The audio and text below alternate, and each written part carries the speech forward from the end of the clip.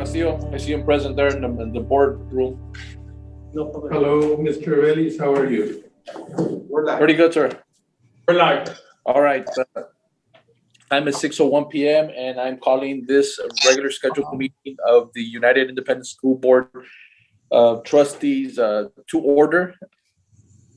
Today is April 27, 2021. If I can start by seeing if we have a quorum, if I can have board members that are present in the boardroom announce their names first, and then we'll jump to the ones that are logged in virtually. Lisa Oliveros. Okay.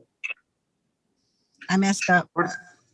No, that's fine. I hear you, Miss Oliveros. Juan Roberto Ramírez. Okay. Ricardo Molina, Senior. Ricardo Rick Rodriguez, present. All right. And I see Mr. Frank Castillo is present in the boardroom, and myself, Ramiro Vélez III. Let the record show that a quorum of board members is present, that this meeting has been duly called, and that notice of this meeting has been posted in accordance with Texas Open Meetings Act, Texas Government Code, Chapter 551. We'll begin with the Pledge of Allegiance and the Texas Pledge. I pledge allegiance to the flag of the United States of America, and to the republic public for which is justice for all. Honor the Texas flag. I pledge allegiance to thee. One state. Texas flag. Pledge allegiance to thee. One and indivisible. Thank you. All right. Thank you very much. Do we have any public comments, Mr. Santos, Mr. Cruz? No public comments, sir. All right. No public comments. We'll move on to informational items. We have the monthly financial report. I believe we're having a presentation on that. Yes, sir. Good evening, Mr. Vélez and members of the board, members of the audience. Sam Flores, Interim Assistant Superintendent for Business and Finance. The Division of Finance has a cash portfolio balance as of March 31st of $225 million. Roughly 50% of that is coming from the general funds at $112.7 million. And the next biggest category of funds is going to be from our bond funds. They total about $70 million, which make up about 32% of our portfolio. These funds have been invested at a 0.30 portfolio yield on average in the aggregate of all these funds. It's doubling the yield rate that's being presented by the current investment pools of the state of Texas at 0.14. So we're doing very, very well, although the rates are low, but we're doing very, very well with the investments. We have an administrative cost ratio of 9.16%, which is actual. It's well below the allowed Texas Education Agency of 11.05% for our administrative cost ratio. To date, our revenues are $262.8 million. They exceed our expenditures, which are $250 million, and we project obviously to carry this through to the end of the year. The tax office report is reporting a 97.23% collection rate for the current year. Compared to last year at this time, we were at 96.87%. The rest of the report has all the purchasing, the bids and proposals, awards that were honored through March 31st of 2021. And then we have the grant information of data that we've reviewed, submitted, negotiated, amended, and reported with various status points from the grants department. That's all I have for that. All right. Yes, sir, Mr. Flores. Thank you for that information, Mr. Flores. We have budget 2022 update. Yes, sir, Mr. Vélez. Lyda was unable to attend tonight's meeting, so I'm going to cover this item for her. The Division of Finance is working closely at this point with Human Resources and the C&I department. Right now, we're focusing on staffing. We are going to deal with the secondary principals. We have scheduled to meet with the middle school principals this Friday, and we're working on the, the projected numbers for high schools, and we hope to meet with the high school principals very soon. At the legislative level, the House Appropriations Committee met April the 12th. When this was written, we weren't sure what action they were going to take, but we were hearing that they were going to support House Bill 3, which is the Education Fund Bill. And as a matter of fact, as of April the 23rd, They actually, on the House side, they approved a $246 billion overall budget, but that budget does contain full funding for school districts in the state of Texas. They took it one step further, and they actually awarded or approved, adopted an amendment that restricts the governor from using the federal stimulus money in any other way Right. that's outlined by the federal government. So it looks like the money's coming around. Again, we do not have it in our hands yet, so we will sit patiently, watch what the other committees do, especially on the Senate side, and hopefully we'll be getting, at least solid words on how we're gonna be able to get those funds from that were assigned to us by the federal government. What is the total amount, Mr. Flores, of the federal funds? I believe ESSER 2, More or less? yes, sir. ESSER 2, the second round was around 50 million, and ESSER 3 is the good one. It's 100. Well, not 50 million is not good. It's not saying that it's not good, but ESSER 3 is $135 million of the round numbers, rough numbers that were projected to receive for UISD. Okay. So we're just waiting on the Mr. Bailey's to clarify exactly, when we're going to get the money and how. But it looks like the House is really backing up the school districts and kind of putting the governor to the test and making sure that he doesn't use these funds for any other purpose that was out. Right. There hasn't been really any clear indication as far as what's a holdup, other than that they're not really saying any information. Is that correct, Mr. Flores? Yes, as far yes, as yeah, you are correct. Yes, sir. I think, All Mr. right. Bailey, I think really there at the governor's level, I think he's holding up, Right. funds. And we're hoping that the Senate also supports a House bill where we can get those funds as soon as we can. I think Right. staff is working on a plan to be able to utilize the money. Right. Obviously, it's a good amount that our district we can definitely see areas that they can be invested in, and they could definitely help us out right now that we're moving into the budget talks and into the reopening of the schools for this upcoming school year. So hopefully some of the funds, or the majority of those funds, are released to us soon. Yes, sir. To wrap up this item, we did meet with Martin Villarreal from Webb County Appraisal District. He gave us very, very preliminary values. Unfortunately, though, the overall picture for values is we're going to probably lose about 10% of our property values. And again, mainly it's, the same story with mineral values declining approximately 30%.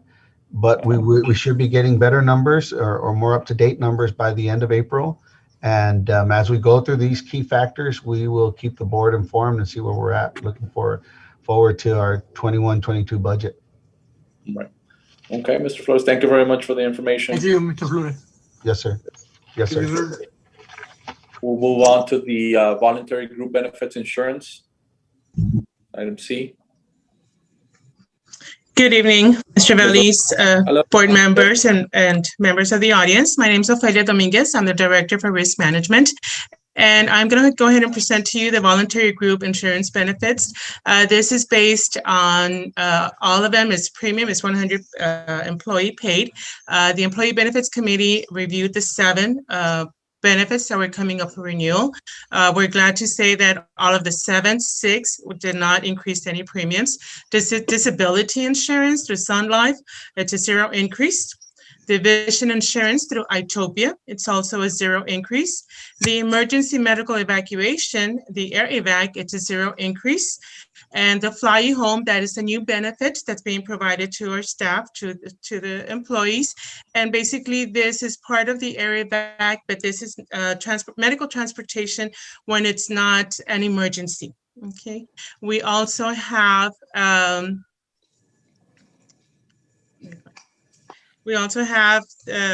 the second page,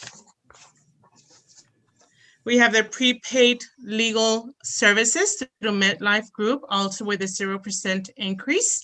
And we have the National Benefit Service for the cafeteria plans, also a 0 increase. And like I mentioned, the only increase that we're seeing this year is through the dental Delta insurance, and that's a 4% increase overall for employees and family plans that are included in the program at this time. They are giving us a 2-year guarantee, which is good. We will not be seeing an increase for the next 2 years. All right. Thank you very much, Mrs. Dominguez, for the information. I want to commend you for your work and your staff. Obviously, not seeing any increases. It's something that our employees are looking forward to year after year. And then I'm seeing here the information that you put together that on most of those benefits, we haven't seen, or they haven't seen an increase for several years. And some I saw, I think 8, 9 years. So obviously that the work that you do translates into this. So thank you very much for the hard efforts there. Thank you so much, sir. Thank you. Yes, ma'am. Dominguez, Yes, sir. the reason for the increase, I'm sorry, maybe I missed it. No, not a problem, sir. The reason for the increase in the dental, it's basically because of our loss ratios. We did see more members that have been joining the dental plans. And of course, with that, we do see a little bit more usage. And that is the reason why we did see that increase for this year, sir. Okay, now this doesn't include the budget, Mr. Santos, right? No, because this is employee can buy it or not buy it. Not all employees. It's an option for. It's an option, yes, sir. It is, and it goes to the EBC, the Employee Benefit Committee, and then they make recommendations. Okay, thank you. Thank you, ma'am. Thank you. Thank you again, Mrs. Dominguez. Thank you, sir. Yes, ma'am. We'll move on to United ISD's participation in the Texas Education Agency's Year 2 Resilient School Support Program.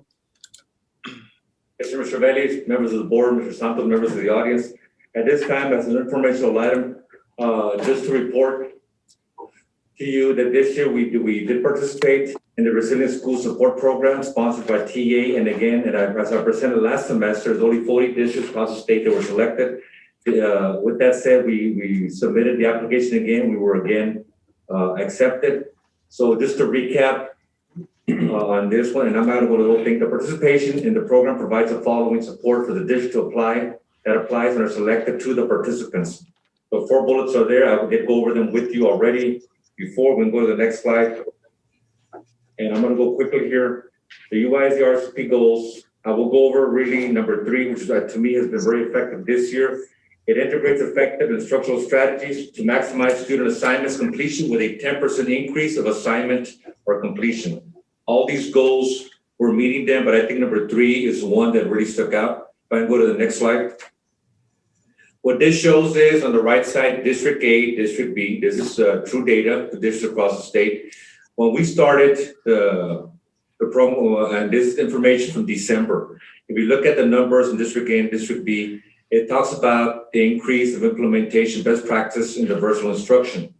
Well, they started very low. These years at 30 percentile. We look at this, even 16% in B. When we started in December, our numbers, our increase only 23% in December. But if you look at the numbers, we're already at 66% when it comes to routines and procedures, learning formats, we're already 57%. So although our increase is only 23%, I think it talks volumes of how well our technology trainings have gone through the years. Not only specific this year, but throughout the years. Even though we didn't have the big increase, this is feedback from our teachers, which indicates how far we are as a district. We can go to the next slide. So RSSP goal number 2 for this year, year 2 goals. I like to go over 3 and 4.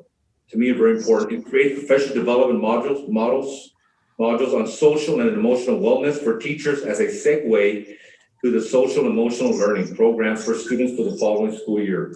And number 4, create professional development models, capitalize on technology use this year and align instruction to online assessments and expand the use of United ISD learning space across all professional development modules. And the last one, obviously, is also important for our community, creates online resources for parents to support summer learning. Now, I will say that it is not costing the district any cost. It is something we have the agreement with TA, and they're assigning administration to work with our department and our principals and teachers. So we have meetings with them weekly. So we'll keep you up to date on how we're doing, but I want to thank you for the support you've been giving us this year. That's it. Thank you. Thank you, Mr. Rosales, for the information. All right, so we'll move on to update on the construction for our Molina Middle School there in the Cuatro Vientos Sur subdivision. Good evening, Board President, members of the board, Mr. Santos, Mr. Gonzalez, and members of the audience. I'll be presenting the construction progress update report on the Ricardo Molina Middle School as of March 30, 2021. Construction of the second new middle school included in the 2013 construction bond program, Ricardo Molina Middle School, continues to be on schedule and within the allocated budget amount planned for opening for the 2022-2023 academic school year. All right. All right, Construction so it's on schedule and on the money then. So That's that's right. good news. Yeah, and construction news. progress to date is 56% complete. There have not been any time extensions requested. And the contractual completion date is January 2022, and the opening date is for August 2022. All right. Go ahead. Yeah, so in summary, overall, the work project is generally proceeding well. Masons, roofers, mechanical, and electrical subcontractors on site and progressing on the project. Work continues up to the second floor level. Masonry crews working on installing the brick veneer on the exterior walls. Interior wall tile being installed in the restrooms, and the gym cafeteria roof structure is in place.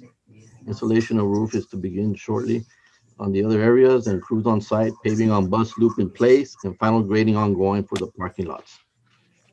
And we can move on to the next slide. It'll show the photos of what I just summarized.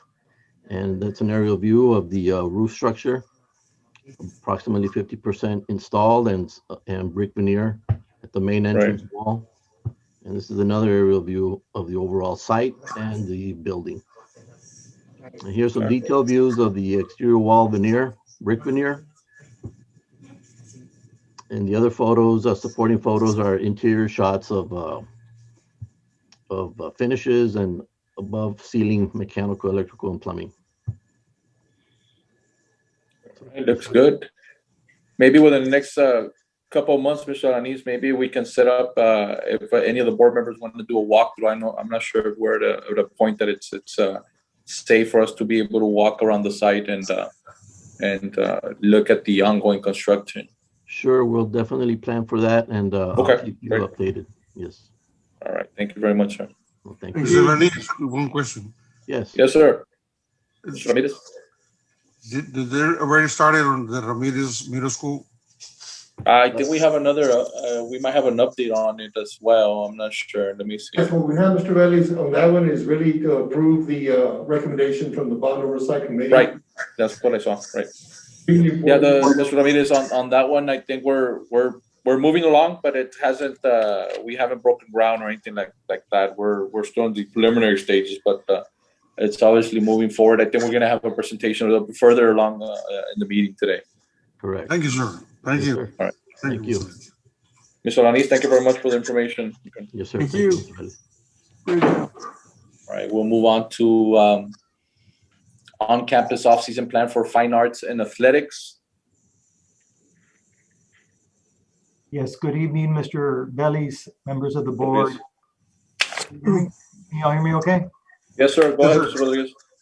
Good evening, Mr. Vélez, members of the board, Superintendent Santos, Mr. Gonzalez, and audience members.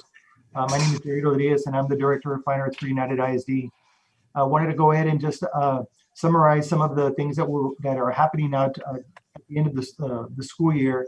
As you know, we've experienced a very unprecedented times in education this year, and our fine arts programs have been impacted just like all of our students. But our fine arts programs have been busy, virtually and in person, but we are beginning rehearsals in preparation for the end of the school year and for next year's events. Currently, we are working with incoming 9th grade, 10th grade, and current 11th grade students in band, choir, orchestra, and cheer, so that they can establish a good ending of a year and to prepare for the upcoming school year. All organizations will be following our UIL and UISD COVID guidelines and mitigations, and students will be wearing masks at any time when they are not performing. So if a student is playing an instrument, obviously they have to remove the mask to play. They're not playing, they put the mask back on. All of our students that are participating in extracurricular activities must participate in COVID testing in order attend these events. Whether it's a Binex or whether it's a COVID tested from the outside, they need to have a negative COVID test in order to participate. Our high school programs have been wrapping up our winter guard and indoor percussion season. They currently have competed throughout March and April. They rehearse pretty much anywhere they can fit those groups, whether it's inside or outside gyms or band halls. They have also participated in smaller groups and sectionals. We have had live virtual performances throughout the fall and spring. There are some groups that are looking at participating in outdoor concerts and even some concerts indoors in gyms and in our Fine Arts Auditorium. Of course, we are going to respect seating capacity and make sure that we take those into consideration.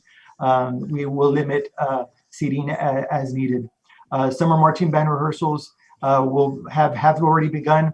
They're working on leadership camps, our fundamentals, and of course with our incoming freshmen, I'm sure Mr. Cruz will mention this, but we have a freshman class that did not participate in activities, and we have an incoming class that has not participated in activities. So that's a big gap to fill. But they will be working hard throughout the rest of this month and throughout the summer in order to be able to be competitive next year. We have two high school mariachis that are currently working for UIL, and they're working towards a recording for the state mariachi competition, which is held in June, and it will be held virtually this year. Our high school choirs, pretty much the same. We're working on face-to-face instruction right now because both our Alexander and United choirs are competing in a mock UIL event in May. And they, of course, are working in their small rehearsal rooms and outside in order to be able to perform in our auditorium. Our high school orchestras, we have two orchestras in our district, the Alexander and United Middle. They are going to be combining forces to perform a concert in May. It's going to be a Pixar animated concert. They'll be playing the cartoon in the background, and the orchestra will be playing the music to that. So that's going to be very entertaining. And of course, we'll be inviting you all. I hope you all can make that. That will be in May. Our cheer and dance clinics and concerts are there in front of you. We start those up in May with high school, and we end through June. Middle school is the last date. I think it's June the 26th, and elementary will be June the 25th. And then finally, middle school bands and orchestras, bands and orchestras are working right now virtually and face-to-face in small ensembles. These are smaller groups. Our middle school band halls and choir rooms are a lot smaller than our high school groups. So we need to be a lot more cognizant of the space. And of course, with younger kids, we got a little bit more conservative also with keeping them separate. So we're going to be working on closing that gap from this year to next year. And our summer bands and orchestra, practices begin on June 7th, and they run through July the 1st. Just a couple of things. We, in spite of not being able to be doing a lot of face-to-face instruction, our band, choir, and orchestra, cheer and dance groups have done amazingly well this year throughout the year with virtual performances in competitions. We had unprecedented numbers in some of these competitions. We had 821 middle school students earn first division medals in our solo contest this year. 179 middle school students made a chair in the all region band. High school bands, we had 156 students make all regions, 65 of them advanced to area, and 5 all-staters this year. Our Alexander Orchestra had 23 members in the all-region band. Our UISD choirs, 36 students earned all-district chairs, and 35 of those 36 advanced to region. Like I mentioned, our middle school contest went extremely well this year, and we have our first, and we're just wrapping that up. As a matter of fact, just after I get out of this, I'm going to be finishing up the list of our students for a high school contest. We should do very well with that. We had 6 students from Alexander participate in the VACE, which is Visual Arts Scholastic Event. 6 students from Alexander earned medals, and 1 out of those students earned a prestigious Gold Seal medal. We had our cheer and dance groups are finishing up their show-offs this year. They are doing face-to-face events in our gyms. United South just had theirs last week. And just to wrap up, United ISD was selected once again as the Best Communities for Music Education Award. This is the 3rd consecutive year in a row that we've earned that. And that's over 16,800 school districts in the country. And we were one of very few. In fact, only 1,029, 80 school districts from Texas earned this distinction from 1,000. So we're one of very few that earned this distinction, and I'm very, very proud of our students and our teachers that have been stepping up to the plate and doing well for our kids. And I'd like to thank you all for all your support for our fine arts groups. Mr. Rodriguez, how about the middle school mariachis? Middle school mariachis. Yes, sir. Middle school mariachi. I know that Mr. Roberto Ortiz from Salvador Garcia has been working with his sectionals, and they're looking at hopefully kicking that up and continuing to perform throughout the year, sir. Thank you, sir. Yes, sir. Thank you, Mr. Rodriguez, for the information. I know it's been a unique year for everyone, and I know it's difficult to try to implement a lot of the programs.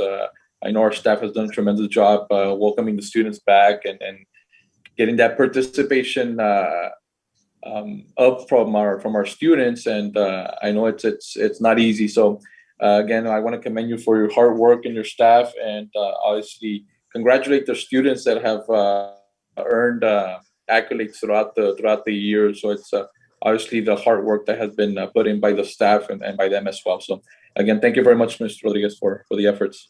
Thank you, sir, and thank you for your support. Yes, sir. All right, we'll move on to, yes, we have a presentation. Go ahead, Mr. Ramirez.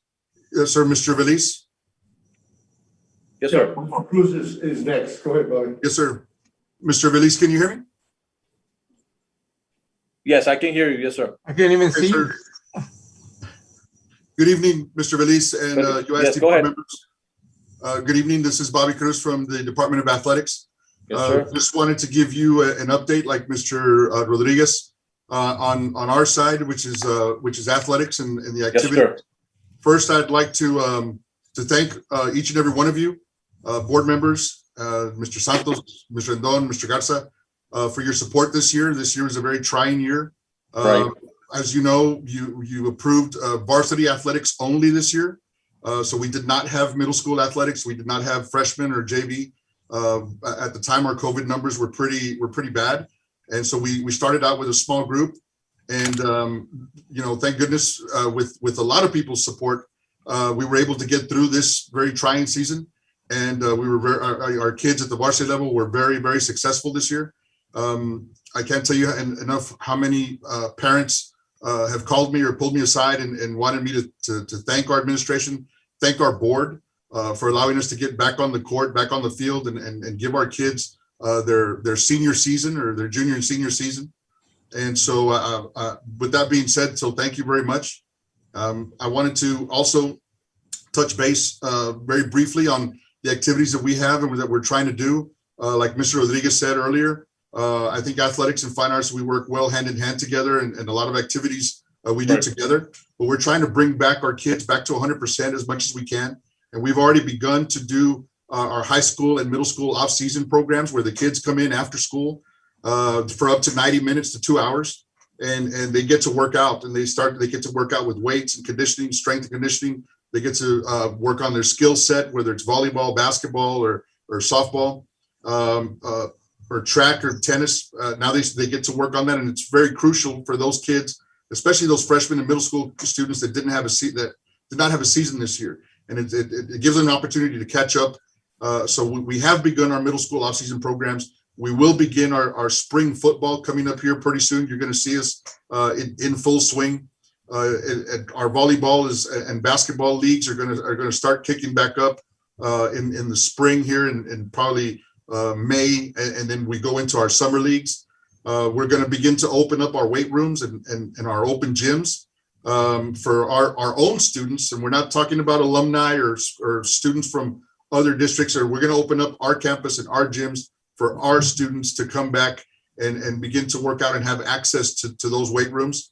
And as we get into the summer, we'll start seeing a lot of strength and conditioning programs that we're used to being pre-COVID, that our kids and our parents are used to sending their kids to our campuses. You know, as you know, our campuses, when it comes to athletics and fine arts, our campuses are open from 6 a.m. to almost 8 p.m. or 9 p.m.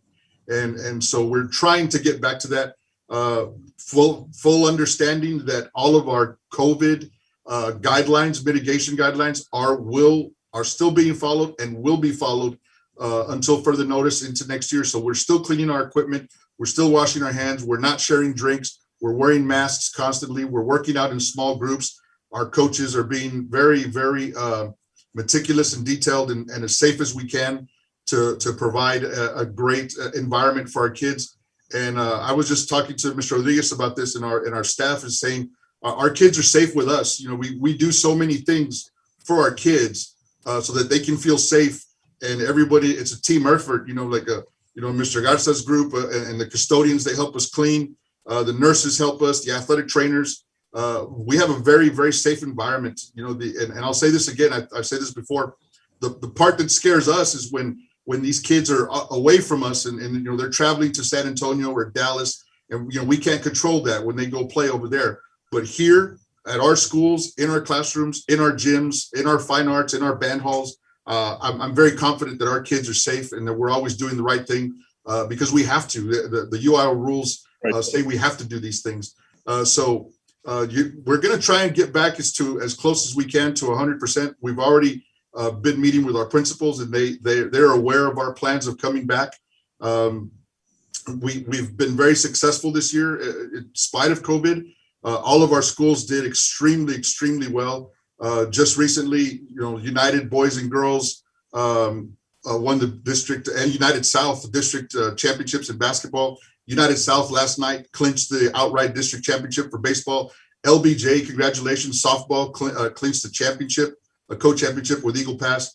Our track teams did well. Overall, we did very well. This year was also very different for us because for the past 25 years, we've been going south in the playoffs. We go to the Valley. Well, because we're 6A now, we're large 6A. Now we're starting to go north towards San Antonio and play them in the first round. And our students did very well. Earlier, I told our administration that even the playoff format may have changed, but our expectations have not. And so we've done very well. And it starts with, you know, with athletics and fine arts. It starts with your support, with our administrative support, with our principal support. It's not possible without you. And finally, sir, board members, just to let you know what we're beginning to look at, we're looking at a couple of options for next year to return to outdoor venues. We're looking at returning to 100%, you know, still with COVID mitigation like guidelines. Inside the gyms, for example, for volleyball games and basketball games, we'll still wait for some direction from the UIL to see what the capacity will be. And we're also looking at an online ticketing system. We've got two companies that I'm going to be meeting with to provide online ticketing, and that'll greatly reduce the money being exchanged or the physical contact between people. And now people can just get tickets on their phone. And that being said, we will still provide that walk-in, that walk-up hard ticket for any family that does not have internet or does not have a phone. We'll still have that on site so they can come and enjoy the games as well. With that being said, sir, I want to thank everybody really, from the board members to Mr. Santos, to Mr. Rendon, to Mike Garza, our custodians, our nurses. Everybody played a very crucial role this past year in getting us through this season and giving our kids their something to look forward to. Personally speaking, the last thing I'll say, sir, is, and I told the staff, I told administration earlier today, you know, I have a 17-year-old daughter, and she's a junior, and she's probably had about 3 meltdowns this year where we've had to come in and soothe her and come in because, you know, she's upset. She's frustrated. Kids are depressed. But the second her band director told her, get dressed, get ready, go to bed early because Monday we're starting marching, we're working out. She turned into a totally different person. So they're excited. We're excited about coming back to 100%, and we appreciate all y'all's support. Are there any questions? Thank you all very much. Thank you. Thank you, Mr. Cruz, for the efforts. I know Fine Arts and Athletics plays a key role across our district and our students, all of them, as you mentioned, something that they look forward to as far as that participation from them. So I know early on we had some long talks on reopening for athletics and the fine art activities, and I think it was something that in the end it was a good choice that we proceeded with limited activities, but obviously given that opportunity to a lot of our students. So looking forward to, as you mentioned, being back 100% participation from our students. But again, thank you very much for the hard work throughout this year, sir. Yes, sir. Thank you all too. So we'll move on. It is going to be, next item is a presentation from Dr. Armando Gonzalez regarding athletic injuries, treatment, and services. We have Dr. Gonzalez. Hello, guys. Can y'all hear me? Yes, we can, doctor. All right. Hey, appreciate you guys giving me the opportunity to come and talk to y'all. Definitely, sir. My name is Armando Gonzalez, born and raised here in Laredo. I graduated in 2006 from Alexander and then went off for my medical education. I've been in practice for about a year. I'm just trying to get back into the community. Like for right now, I'm team doctor for the Tecos. And also I'm part of the Regional Law Enforcement Academic Advisory Board. So I'm really trying to put myself out there into the community, and I really appreciate the opportunity to speak to you guys. Because I really feel that my training and my experiences have led me to here to be able to be a resource for y'all, for the students, and most importantly for their families.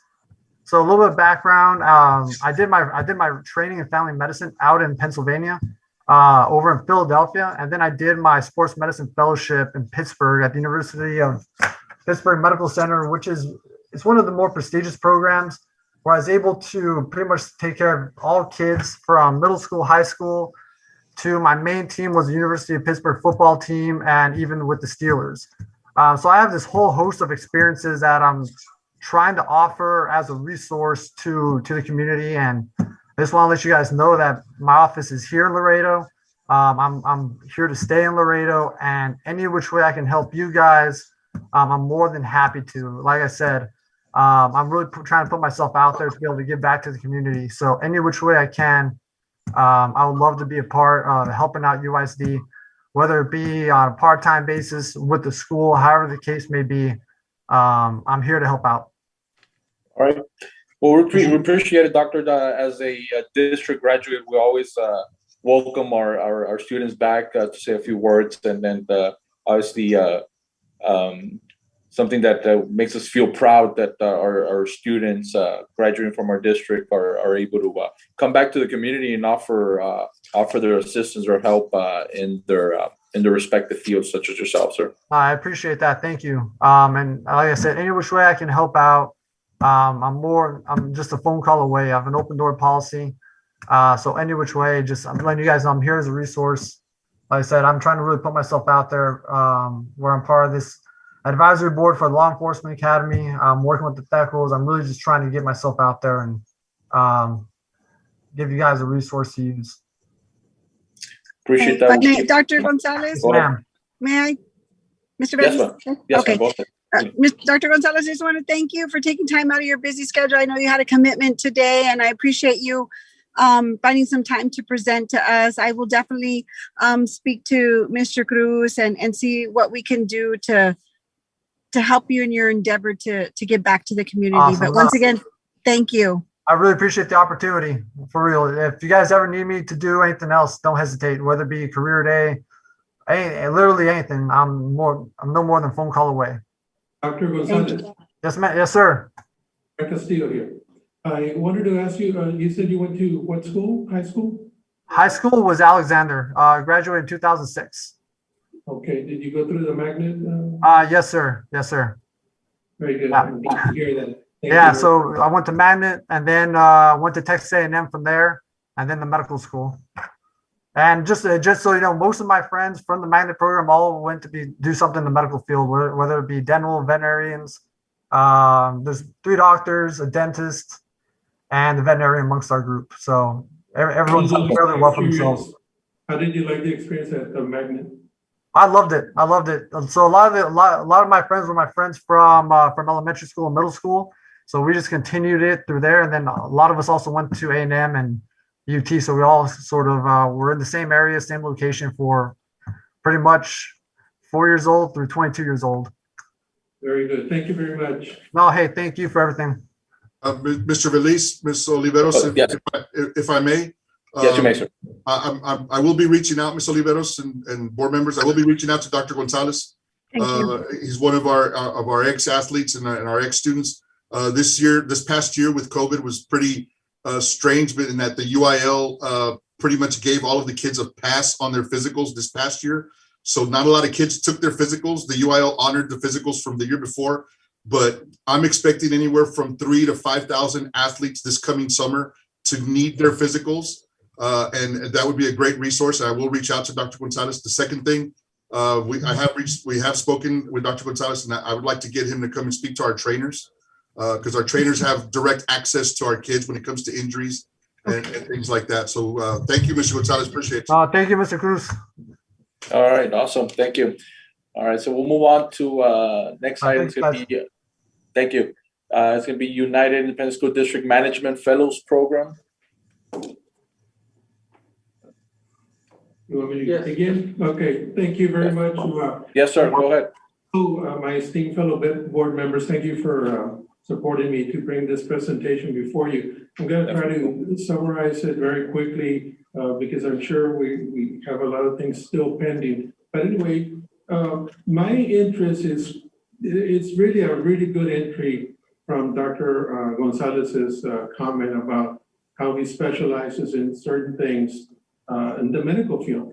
And I've always asked people when I talk about the Management Fellows Program, first of all, they think we're here to displace teachers, and that's the furthest thing from the truth. We're not here to displace anybody. We're not here to displace any employee.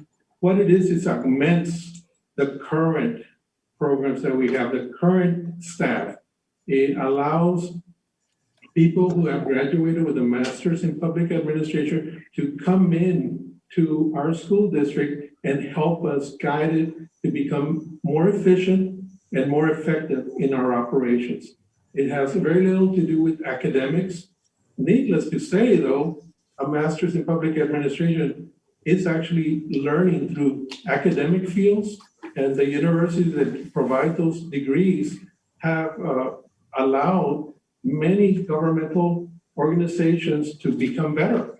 And that's what the Management Fellows Program does.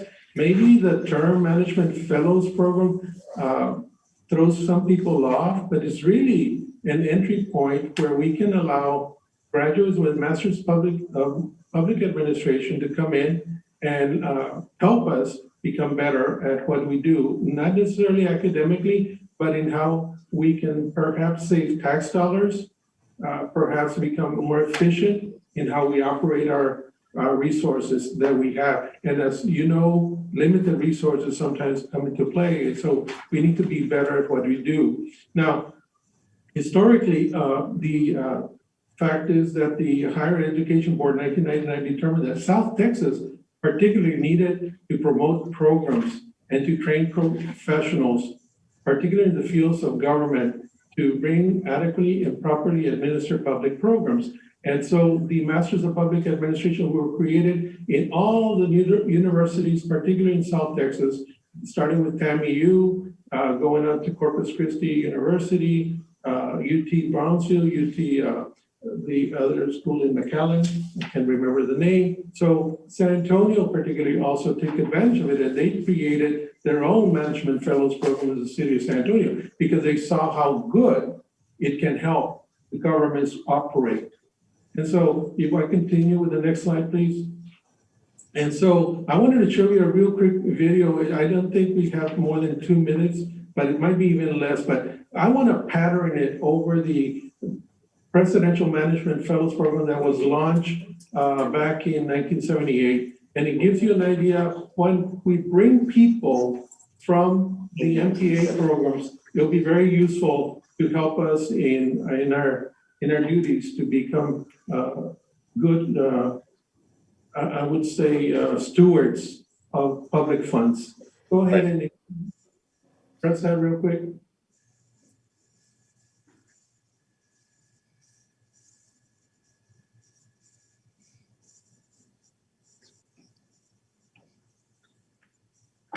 Probably gonna need some sound.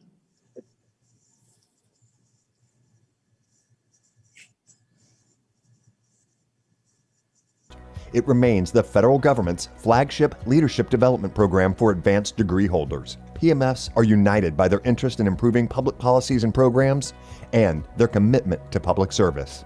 I'm Sean O'Keefe. I'm a member of the inaugural class of presidential management interns from 1978. It was subsequently renamed, of course, to the Presidential Management Fellows Program. But it's still essentially the same framework as what it was when it started 40 years ago. And I had the great privilege of being part of that initial group, not having any idea whatsoever what this was going to entail, because there was no history, there was no precedent of where it would take you, what it could do, but boy, the promise was extraordinary. The program is designed to go out and recruit top talent, and it's the government's approach to that. The government isn't offering people the kind of money they can make on Wall Street, the kind of money you can make in Silicon Valley. The government's offering people very rewarding work. Certainly it's well compensated. The real rewards of it are the contributions you make, and you go home at the end of the day and say, I did something that was valuable for the country, for people other than just myself. And that's what you see and what motivates people who are coming into the PMF program.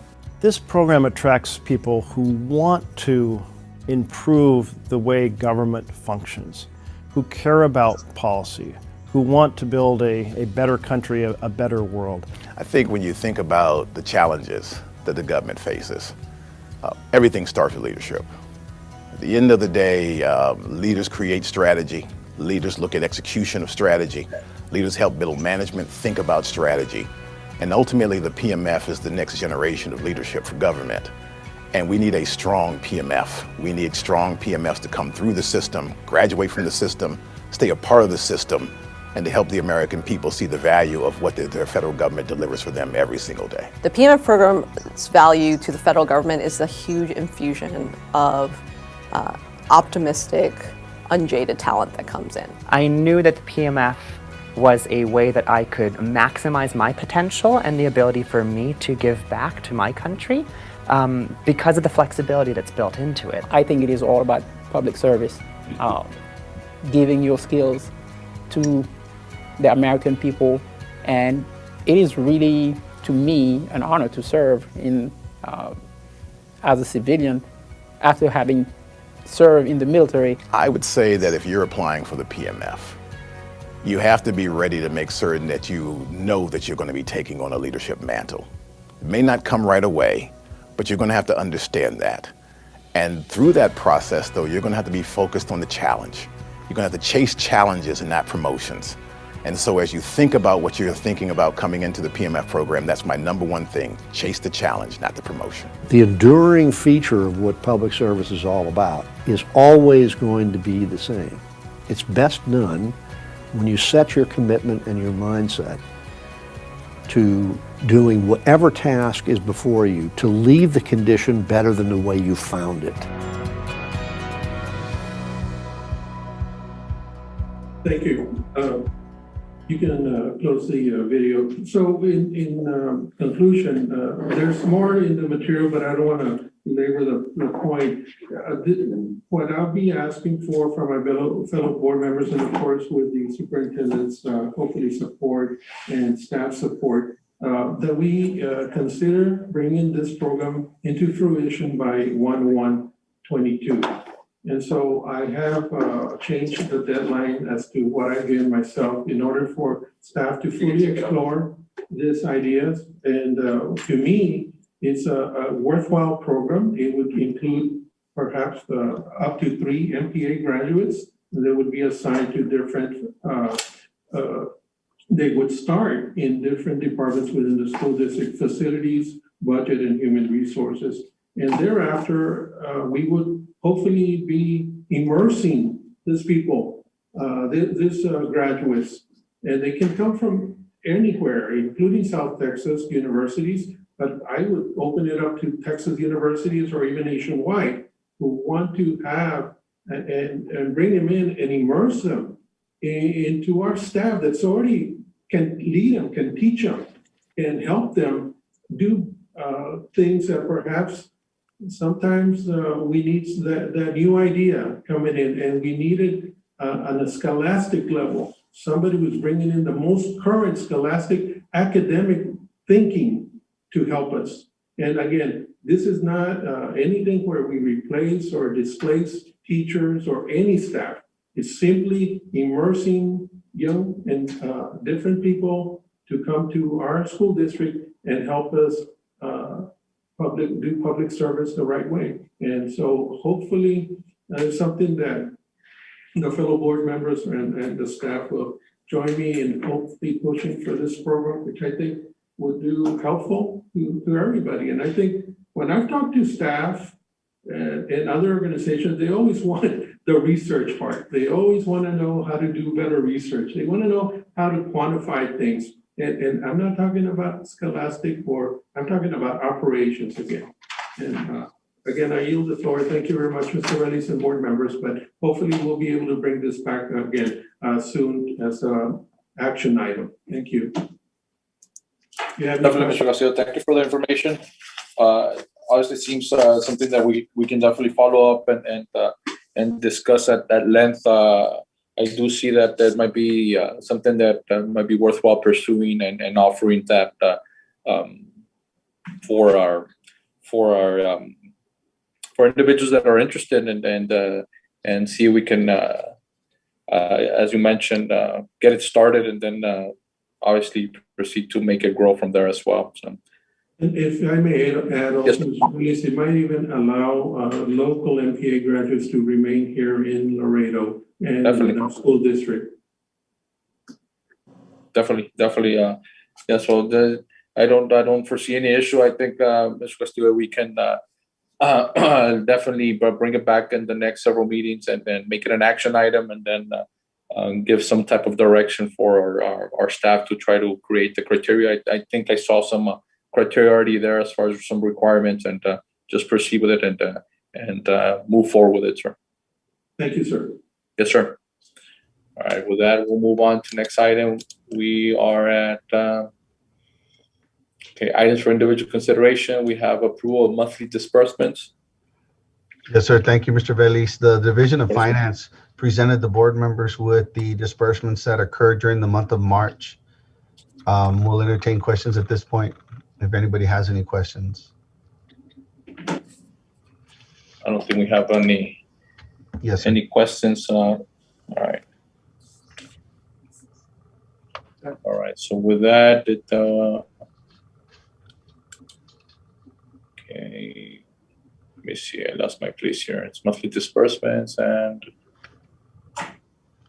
we need a motion to approve that agenda item 6A. Right. Monthly disbursement. Okay. All right. So we're in 6A. Do we have a motion to approve monthly disbursements as presented?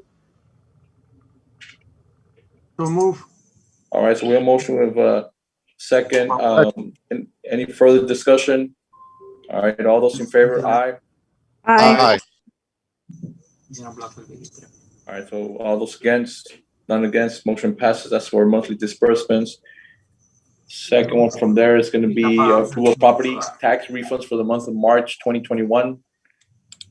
At least the tax office is refunding two banks and a taxpayer for some overpayments and some payments made in error, totaling $6,606.73.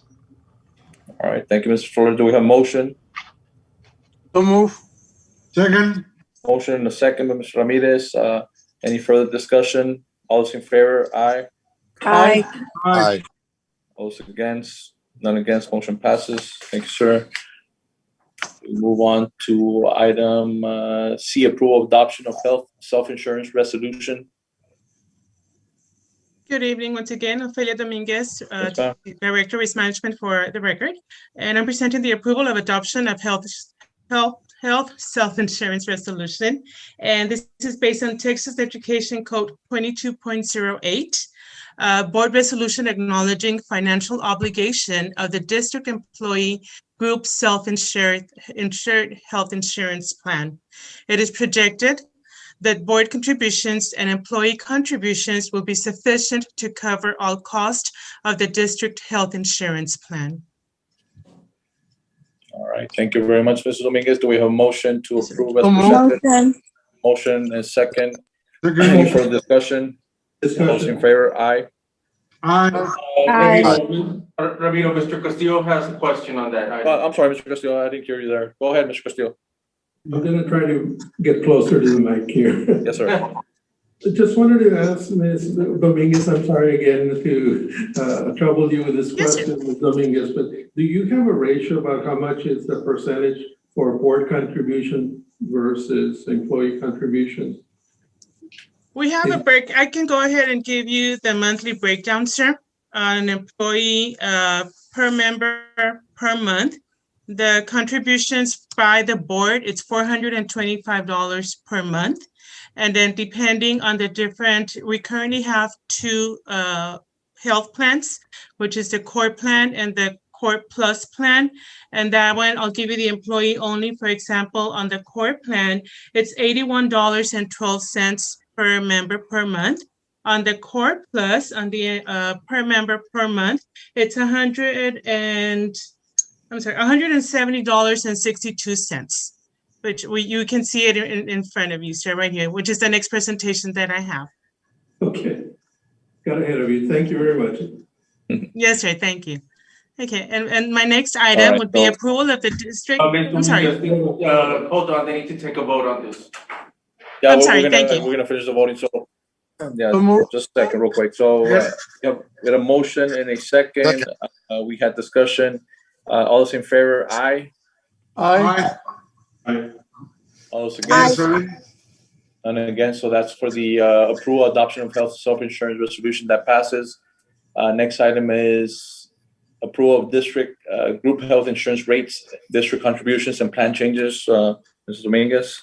Yes, thank you so much, sir. Okay, it is recommended that the United ISD Board approve the district group health insurance rates, district contribution plan changes. The Employee Benefits Committee, EBC, and administration has concluded a review of the district's self-insured health plan and is prepared to make the following recommendations for board approval. Employee Benefits Committee, the EBC, unanimously voted to approve these changes. For a plan year which begins September 1st, 2021 to August 31st of 2022, our insurance plans, we're trying to implement a new name. For example, right now we do have our current plans. It's a Core Plan, will be changed to a Silver Plan. The main focus on this is there's no changes in coverage nor any additional cost to the employees. The premiums will remain the same for all employees, which is something that will benefit everybody that participates in the insurance. The next plan is a Core Plan Plus, or Core Plus Plan, I'm sorry. We're going to be labeling that one as the Gold Plan. The same thing, great news, no changes in coverage and no changes in employee contributions, nor district contributions, which everything remains the same.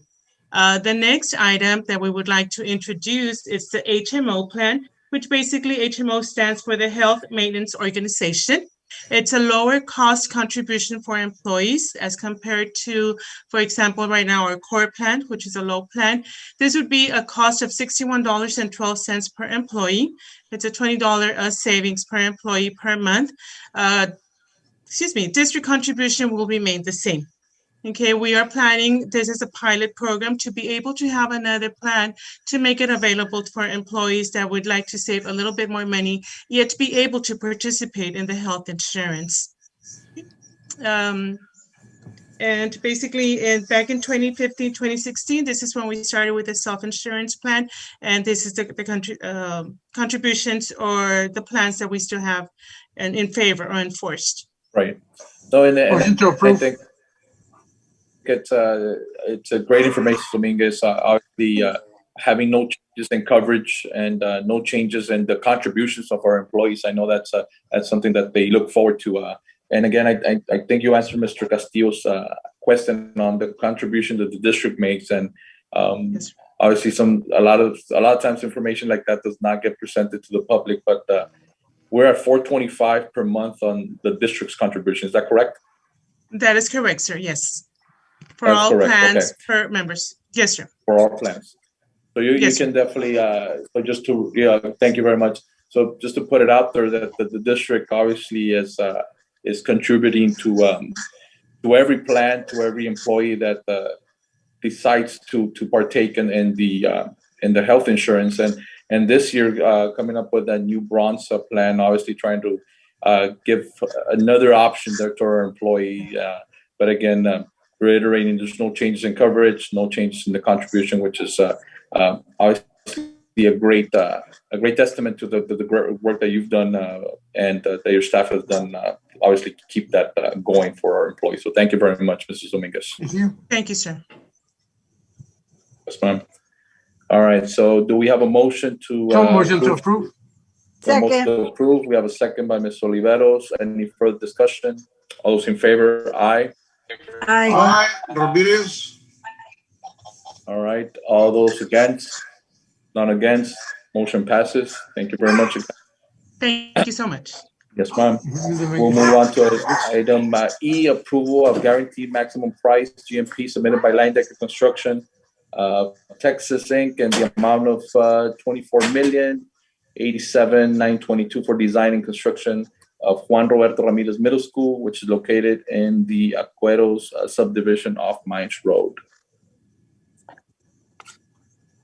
Good evening, Mr. Veliz and board members and staff. My name is Cordelia Jackson. The recommendation tonight is for approval of the guaranteed maximum price to Line Decker Construction in the amount of $24,087,992 for the construction of middle school number 13, officially named Juan Roberto Ramirez Middle School, located in the Acueros subdivision in Mines Road. The GMP includes an allowance for district use only of $300,000, an allowance for technology. My mic's not working? No. Hello? Your Wi-Fi is really bad. Can you hear me? So I don't know if we can take that item. Mr. Santos will address it. Yeah, and basically what it is, the GMP includes construction contingency allowance, the amount of $300,000. The allowance for instructional technology is $1.15 million. And then of course, fire protection tank allowance is $125 million. This project was presented last Monday to the Bond Oversight Committee that they unanimously approved. And I think one of the things that as the market is moving, all, especially, iron and steel and all these other things, the cost has really gone up. And we're hoping to get this thing approved tonight. This way we can sign a contract with the Line Decker tomorrow and be able to seal this amount of money in the bond. So our recommendation is that the board approve the GMP for Juan Roberto Ramirez Middle School. Right. And you mentioned that the bond oversight already heard it last Monday and they approved the presentation. Yes, All right. I apologize. Can you all hear me better now? Right. You were breaking up there, so we could hear you with part of the presentation, but yeah, we can definitely hear it. It's just in and out. All right. So. Thank you. All right. So do we have an approval? Motion to approve. GMP. Second. motion, a second. Any further discussion? All those in favor, aye. Aye. Aye. All those against? None against, motion passes. We'll move on to item F. It's discussion possible action to extend RFP 005-2017. That's for district-wide copiers and digital duplicators with Dahio Office Technology Corporation, which is to begin July 1st, 2021 and to end June 30th, 2022. Good afternoon, Mr. Delis. It's me again. Hopefully, I have a better connection. We can hear you. Okay, perfect. So we're recommending to extend this contract for 1 year. This was a 4-year contract approved back in 2017. But due to COVID, we saw that our equipment really lost about a whole year of utilization. And that way it's good for another year. This would offer the district a savings of $344,229.96, as we would not have to pay the lease for the equipment that we would own at the end of this lease period. The company would remain the same level of service. They would also continue the same prices for the cost per copy, because the way our contract was set up was a lease payment for the copier and a cost per copy for the toner and service for that particular equipment. So that cost will remain the same. We also had an agreement that at the end of the contract, they would buy back the equipment at a specific rate per each individual piece of equipment. The company, because the equipment will be a year older, they have reduced that to 65% of their original offering. And if we add any equipment during this last year for any additional schools like the Roberto Santos Elementary, they will honor the lease payment, but it would be a rental payment for those additions. Okay.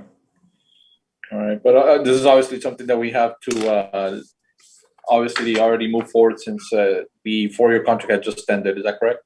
The 4-year contract hasn't ended. It will end. Yes. Okay, so it's something that's upcoming. Okay, no problem. It'll end in June unless we extend it. Then we can go ahead. Understand. Okay. All right. So we have motion. Do we have a second? So move. Motion. Any second? Any further discussion? All those in favor? Aye. Aye. Aye. Aye. All those against? Okay, none against. Motion passes. Thank you, ma'am. You see here, it's item G, discussion and possible action to authorize by resolution the extension of the district's depository contract for the 2021-2023 biennium. Yes, our recommendation here is to approve our contract with BBVA USA for the next biennium. As per Texas Education Code Chapter 45, we're allowed to do 3 2-year extensions to the contract. 3, is this the second one then, or? Yes, this is the second one. Okay, second one. We really haven't had any issues with them, right? Is that correct? No, sir, Mr. Veliz, the business office deals with them on a daily basis. Correct. And so do the campuses with their student activity clubs and their fundraisers.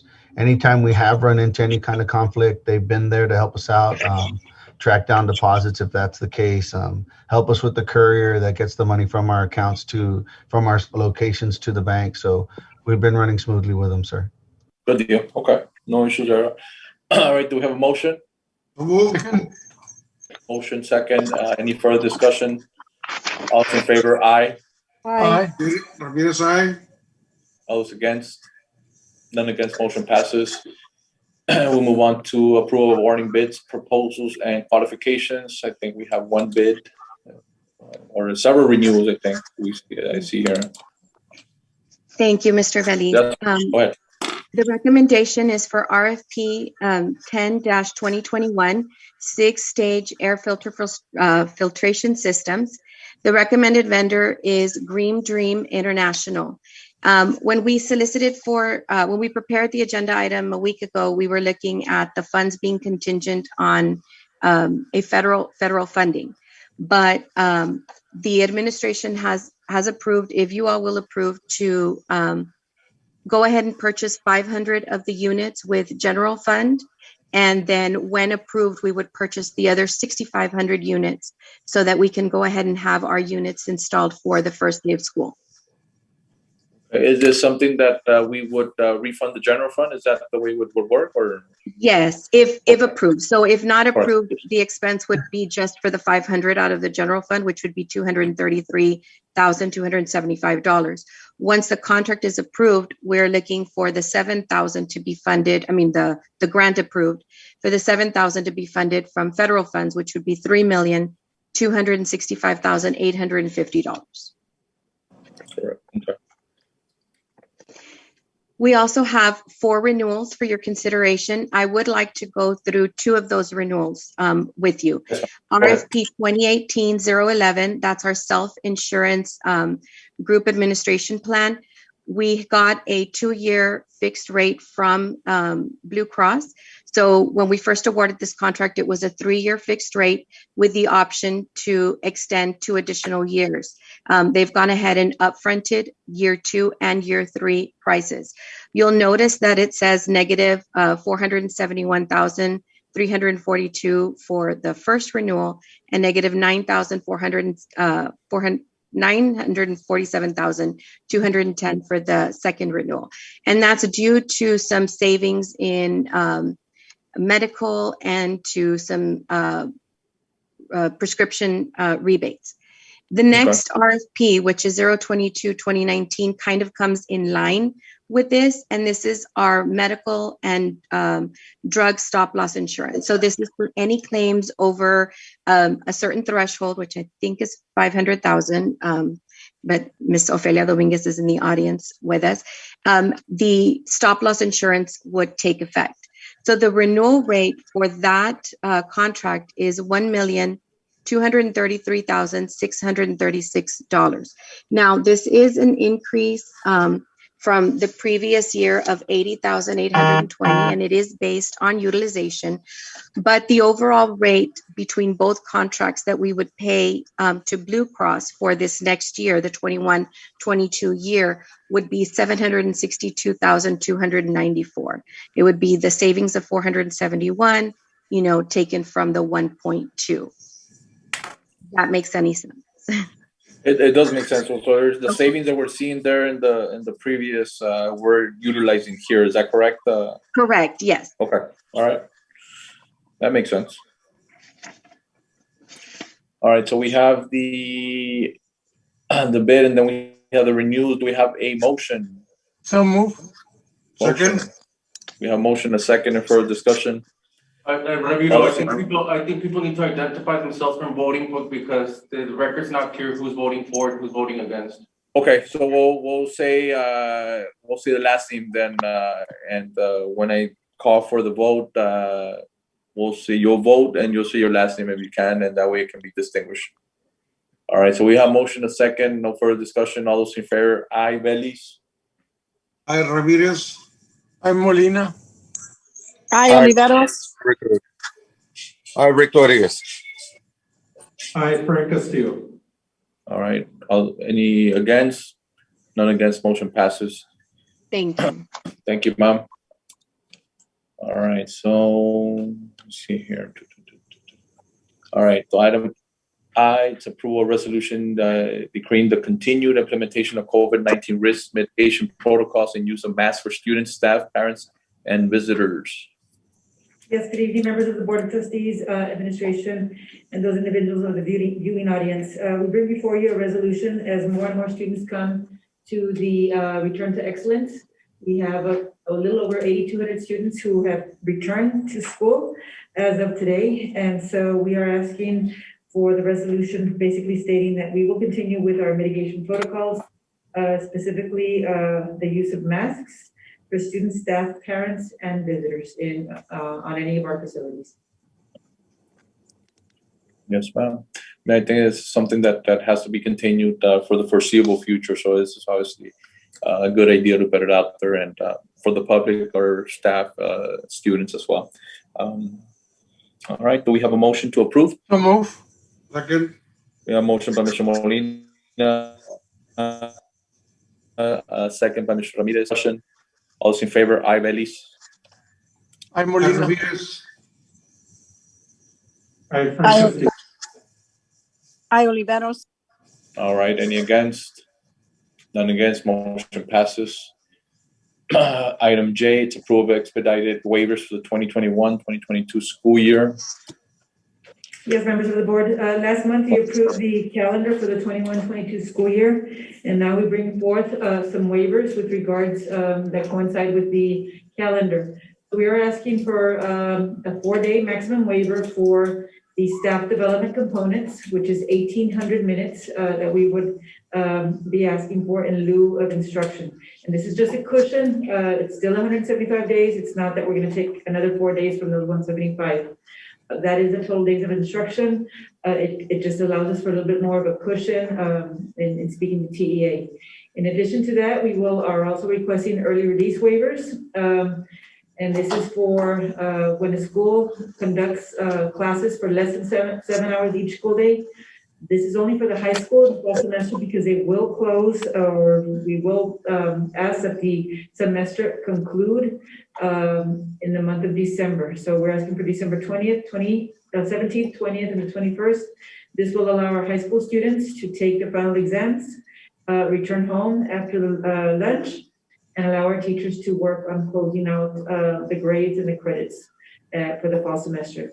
In the spring semester, then we would have the May 25th, May 26th, May 27th for all of our seniors. In addition to that, on May 27th, which is the last day of school, that would be an early release for middle school and elementary school students as well. Early release. Okay, thank you. Is that what it is? It's a little bit more than 3.5 hours, or you have to meet a certain component of minutes so that you can count for ADA. Motion to approve. Yeah, motion by Mr. Molina, Second.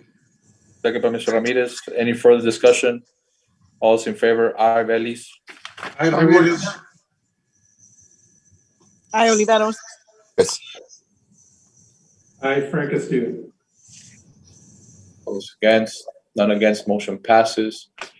Item, Ramiro, on K, L, M, and N, it's essentially the same MOU, but just for different schools. So maybe Gloria can address them just in one. Yes. One first. okay, all right, so we'll do item K, L, and M, which is approved memorandum of understanding between the United Independent School District. One is going to be Webb County Head Start at Ruiz.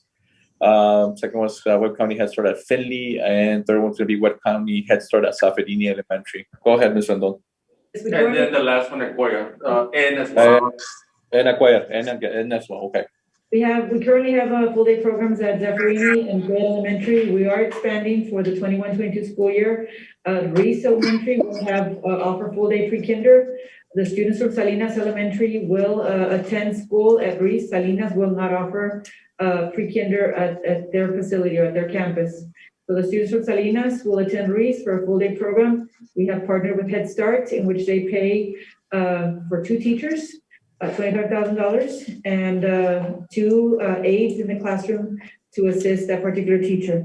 In addition to that, we have the same expansion program for Finley Elementary, in which the students from Kazan Elementary will attend Finley Elementary schools. We are doing cluster sites, as we had started to do, as it is a little bit more feasible to do cluster sites at 2 different sites and maximize the use of our facilities and our staff members. Right. Okay. All right. Thank you very much for the information. Yes, go ahead. Okay, just clarification We from can. legal. Can you hear me? Yes, okay. Clarification from legal. I know you always tell me, but for the record, I do not have to abstain. Is that correct? Correct, because you do not own Webb County Head Start, you're an employee there, so you can't vote for the record. Thank you. You don't own it, Elisa? I thought it was yours. I know, I'm waiting on those ownership papers. All right, so Mr. Cruz, Motion to approve. Motion to approve, is it going to be for each one, Mr. Cruz, or can we do motion to approve for K, L, M, and N items? Yeah, you could just do one motion for all 4 MOUs. All right, so Mr. Molina, would you like to amend your motion to include K, Yeah, amen, and yeah, approve the, M, and N? All right, so we have motion by Mr. Molina for items K, L, M, and N. We have second by Mr. Ramirez. Second. Further discussion? All those in favor, aye, Bellis. Aye, Molina. I Oliveros. I Ramirez. I Castillo. All right, all those against, none against, motion passes. And we'll move on to agenda item, letter. Oh, it's approval memorandum of understanding between United Independent School District and Border Region Behavioral Health Center. Yes, board members, this is just an extension, of the memorandum of understanding, which would allow for Border Region to conduct and provide psychiatric and medical services and evaluations for all UIZ employees. Okay. This is for employees? Yes. Not Yes. for employees.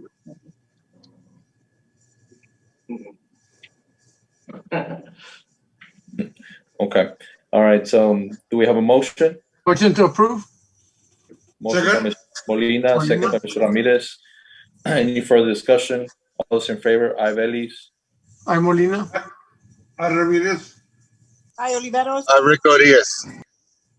I Castillo. Aye. All those against, none against, motion passes. We're moving on to letter Q. It's going to be approval of board minutes for the month of February 2021. Do we have a motion to approve the minutes? Move. Motion by Ms. Molina, second by Mr. Ramirez. Any further discussion? All those in favor, aye, Velis. I Molina. I Ramirez. I Oliveros. Frank. All those against, none against, motion passes. Item, Mr. Velis, I'm sorry, yeah, go ahead. item P, did we cover that or? No, we're gonna skip that. We're gonna discuss it in closed session. That's when we move to closed session, yes. Yeah, I should have noted that. So item P is gonna be moved to closed session. Item R is approval of donations. We have Minutes? several. 10 minutes first? Yes, you already did. We did, I'm sorry. Okay, donations, it is recommended that board trustees graciously accept the following donations, and this will be attached to the minutes.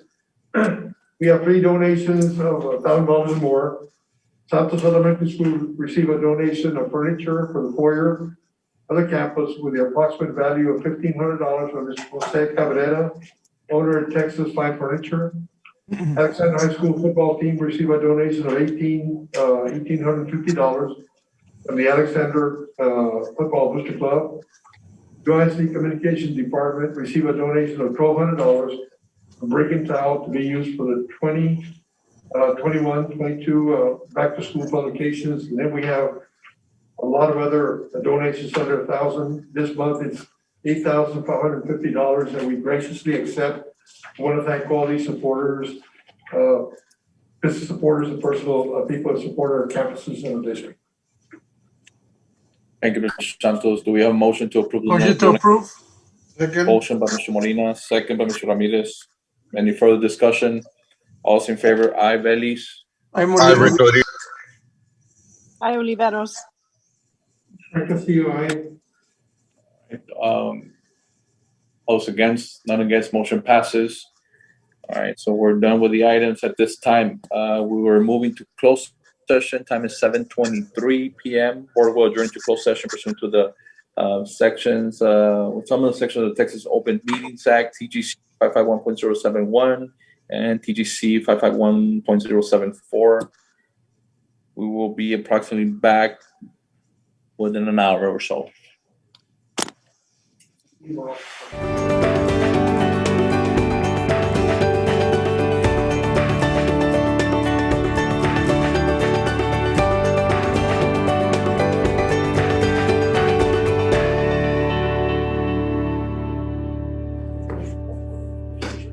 We're live.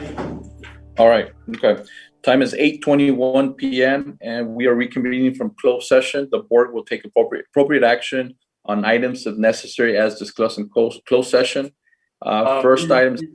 The recommendation on agenda item 9A is to approve Martha Stahl's annual evaluation and extend her employment contract through 2023.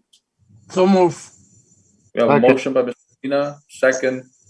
Any further discussion? All those in favor, aye, Velis. I Molina. I Oliveros. I Rick Rodriguez. Castillo, aye. All right, all those against? None against, motion passes. Congratulations to Mrs. Stahl. She's done a great job and, yeah. Mr. Release, can we go to David Garcia on agenda item 6P, which is the approval of the renewal of employment contracts? Yes, Mr. Garcia. Thank you, Mr. Beliz. Members of the board, Mr. Santos, ladies and gentlemen of the viewing audience. This particular recommendation is for the administration to recommend to the board for approval of employment contracts and addendums for professional employees for the 2020-21-22 academic school year. We're presenting a total of 2,822 contracts for your consideration, hopefully for renewal. 433 of the contracts are not presented in this action item. They are continuing contracts, and by design, this is an automatic renewal unless the administration has cause to take action on anyone that's employed on a continuing contract. Presently have 279 probationary contracts in the total group that is presented to you. And of course, these are certified probationary contracts and 1-year term contracts. Right, okay. All right, Mr. Garcia, thank you very much. Do we have a motion to approve as So presented? moved. Motion by Mr. Molina. Second. Do we have a second by Mr. Rick Rodriguez? Any further discussion? Just to note that this was the recommendation as discussed in closed session. Correct, okay. All right, so all those in favor, aye, Bellis. Aye, Molina. Aye, Oliveros. Aye, Rick. Aye. All those against, none against, motion passes. Next item is gonna be, we'll go to B, appointment of Director of Alternative Education Program, STEP Academy. Yeah, Mr. Valley, members of the board, my recommendation for the director of STEP Academy is Mr. Joseph Lopez. So moved. Second. We have a motion, we have a second. Any further discussion?